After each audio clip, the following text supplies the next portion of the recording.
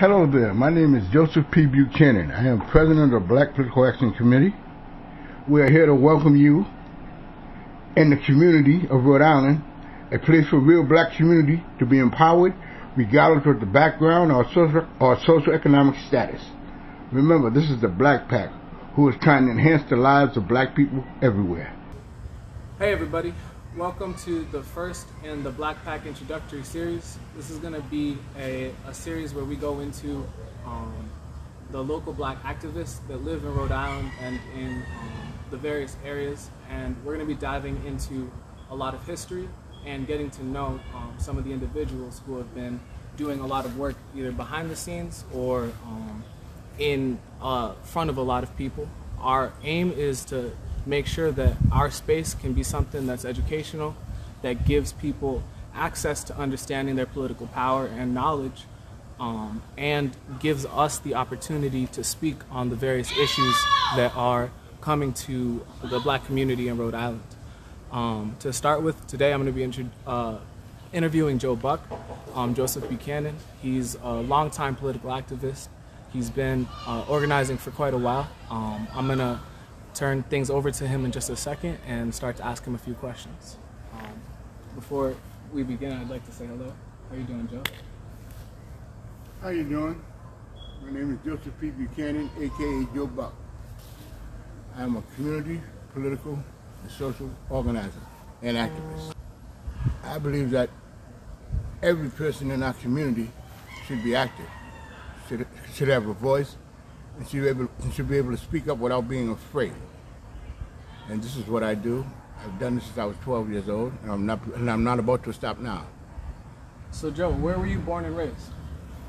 I was born and raised in Providence, Rhode Island, January 23rd, 1952.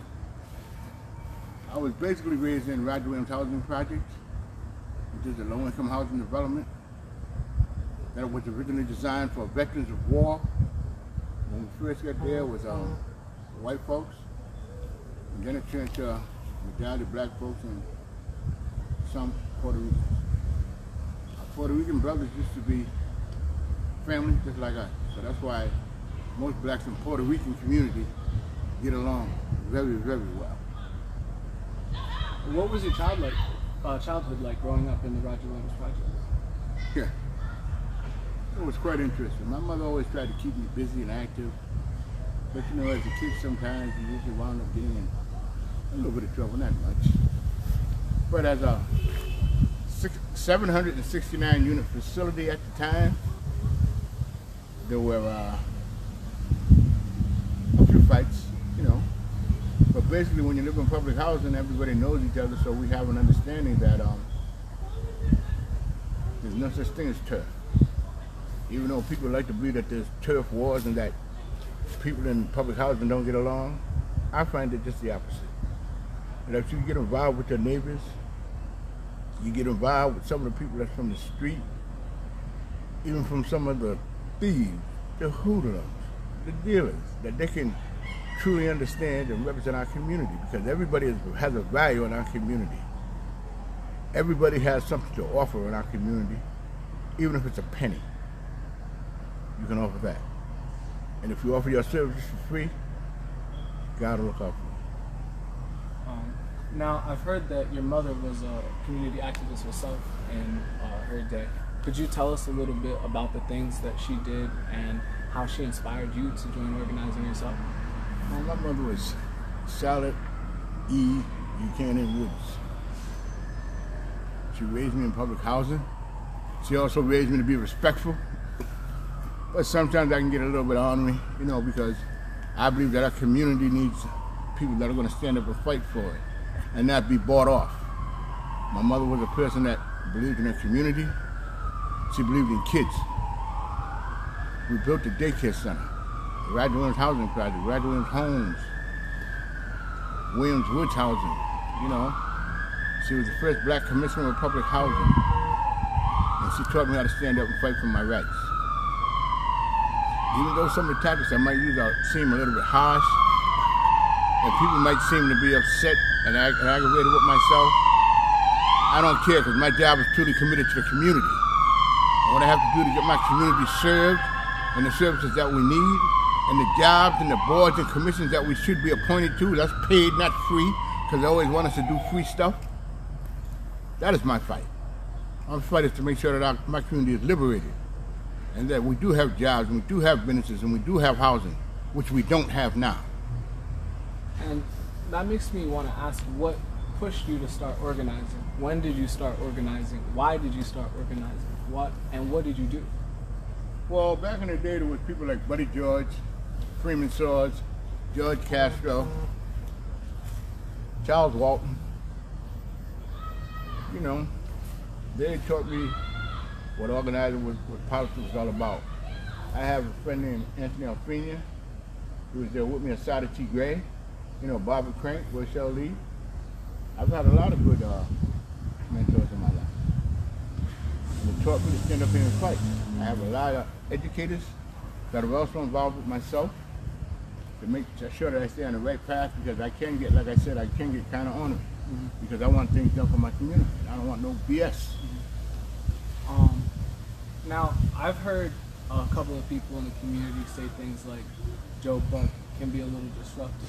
Joe Buck pushes real issues real hard. What do you say? Why do you choose to fight the way you fight and not the way other people in the community fight? I choose to fight as a, let me see how I can put this very gently. I choose to fight as a lion, which means anything in my past that is not right will be eaten up. I've been taught not to give up, not to compromise, because every time community people compromise, we don't get anything at all. We get a lot less and not a lot more.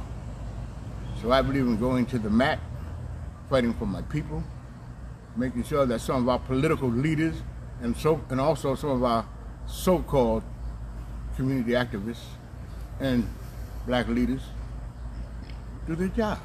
And sometimes making them do their job makes them hate myself, which I don't mind, because I'm a guy that shouldn't be liked, because I'm fighting for my community. And most men that fight for their community don't get anything, don't even get the respect from their community. But I fight because I believe in my community. And sometimes I hope that my community will wake up and stand up and fight for themselves. And I wouldn't always have to put myself in the guillotine. But that's part of my growing up, that's part of my process, that's part of what my mother taught me, and all the people that I addressed taught me, which is to never back down. And right now, what do you feel are the biggest issues that are facing your community? The same issues that faced my communities in the 60s and 70s. Low-income housing, education, jobs, businesses.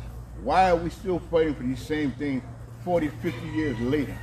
I can't understand it. Why we're still fighting for these same things and nothing's being done. There's been a lot of people in my community, or said it was from my community, that got paid, but I don't know if they was truly representing the community, because again, most people are capitalists and they look after themselves and not after the community. They tell us, we don't need capitalism. That's poor people when they already have it. So don't talk to me about capitalism, because we all need money, we all need positions, and we definitely need to take the power back. Because black people in my community, when I say my community, I mean this whole state is my community. And if we get together collectively as black people, when I say black, that's all races. That's anybody that's non-white. If non-whites want to help, that's fine. But they cannot lead our fight. We have to lead our fight. And the only problem I see with the black community is that they got other people leading our fight. Unless we stand up as black men, black women, black youth, black transgenders, black gay people, black whatever, we will not win this fight if we're divided.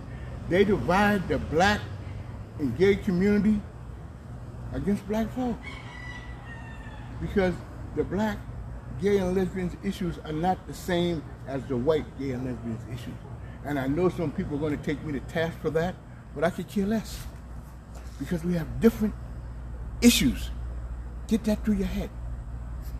The issues of the black community is not the same as the whites in the rest of the communities in this city or state. They are being prejudiced against our people because low-income housing should be in every area of the state. Landlords should not be able to refuse Section 8 housing because that is discrimination. But because of our governor, our mayor, the federal government, they allow these type of discriminations and they think it's okay until we get in their ass. Now, I know that in 2013 you started the Black PAC. Why did you choose to make a Black Political Action Committee in order to face these issues rather than a nonprofit or some other type of organization? Because to me, most nonprofits, in my opinion, tend to make deals with their funders and are dictated by their funders what to do. I don't want this organization to be dictated to by people that say they're giving us money to make them do what they want us to do. I want to do what the community wants to do, and I'm going to continue to do that. Rather we get funded or not, because I believe that sacrifice comes through those that work hard for it. And I'm not saying that money isn't needed because it's always needed, but what I am saying is unless you do the work, nothing will happen, irregardless, because money does not stop people or progress. It may slow it down, but it doesn't stop it. You have the right heart and the right commitment. And what I see in the state of Rhode Island, in my opinion, is yes, we have a lot of blacks in positions of power, but do they use their power to actually help the community? That's a question for the community. Now, that's really powerful. I'm wondering, in your time with the Black PAC, what do you see as, what's your vision? What do you want to do in the next few years? What is... My vision for me is to have blacks take over the Democratic Party, the Republican Party, the Independents, the Green Party, you name it. Our organization represents every political base out there. Hopefully we will have more blacks in positions of power, which is in legislative office, on boards that get paid, not free. The directors in our community centers and our community groups, nonprofits, will be black. I mean, I hate to sound like I'm being racist, but if we don't stand up for ourselves, who will? If we don't talk about the black community, who will? We're not saying we're not going to help other minorities, because I believe every person is black, in my opinion. So if you want to be involved with our organization and help out, you can. And if you choose not to, fine. But remember, this is the Black Political Organization of Rhode Island, who is not afraid to come out here and speak, and who is not afraid to identify ourselves as black. Because you got to take pride in being black, because there's black sand that's precious. There's black gold that's precious. There's black coal that's precious. Black Friday is precious. But black people are not. Let's wake up, people. Let's respect ourselves and our political power that we have within us. We just have to use it. We just have to grasp it and take it, not ask for it. On that note, do you have any thoughts about this upcoming election year, 2021? What you want Black PAC to do, what you want the black community to think about? Yes. I say this. Any political candidate that is running for office, if they cannot serve the community right now with its needs and what we need, it could be a sign. It could be putting somebody in housing. It could be feeding people that you do, not that I make you do. Or not that I have to ask you for. If you go around to the communities yourself, you will see what the community needs. Don't dictate to us. We elect you. You don't elect us. So you have no right to dictate to the community, in my opinion. You may not like what the community wants, but this is what the community is asking for. We're not asking for your ideas and your opinions. We're letting you know what we need. And if we don't need it, then maybe you can come up with a solution for us. But we have our own solutions, and we hope that you adhere to them. Do you have any message that you would like to send to Black youth of today, to youth in general of today, that I have been watching the news, have been dealing with the past couple of years? And what would you say to the young activists that are active in our area today?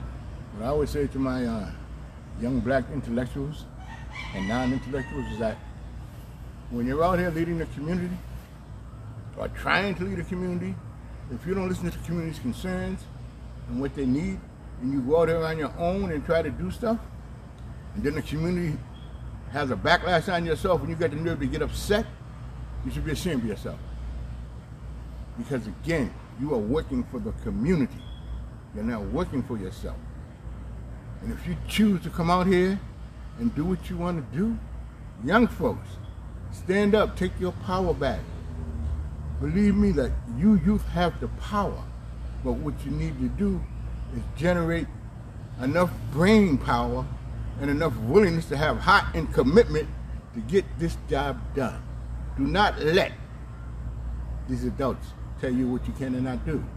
But what you also must do is reunite with some of the elders so you can learn some of the lessons that we've learned, that we can teach you. We don't mind learning from the young, but the young also have to realize that they have to learn and take some advice from their elders. Until we get that together, nothing is going to happen. The system is going to win because they got us divided through age. And that shouldn't be. My final question today is, when all said and done, what do you want to be your legacy? That I was a champion for my community, that I fought for my community, that I was not afraid for my community, that I did what it took to get the job done, irregardless if they liked the way I did my job or not. It got done. I am committed to getting stuff done in my community, no matter if I have to go through black, whites, Hispanics. It doesn't matter. There are no barriers to what I can do. There is no stopping the immovable force. Because I cannot be stopped, I won't be stopped, and I won't be shut up. We are a group that is committed to our community. Black community all over this city, all over this state. So just remember, when you hear Black PAC, you are hearing the black people of the state and of the city talk. And if anybody doesn't like what I've just said, you see it, give me a call. Because I'm not afraid to answer any call. I'm not afraid to answer any question. And I'm sure not afraid of some of these intellectuals and ambassadors that are sitting in positions that are not out here willing to come to our communities to stop crime, to stop murder, to stop rape, to stop homelessness, to stop people that are not living in houses. What are you guys going to do? Because you young folks have the power to do whatever you want to do. You just have to do it. Organize, socialize, and specialize in what you want done. Because there's no barriers to what we have to do. We just have to do it. Because it is our right to demonstrate. It is our right to picket. And that's anywhere we choose.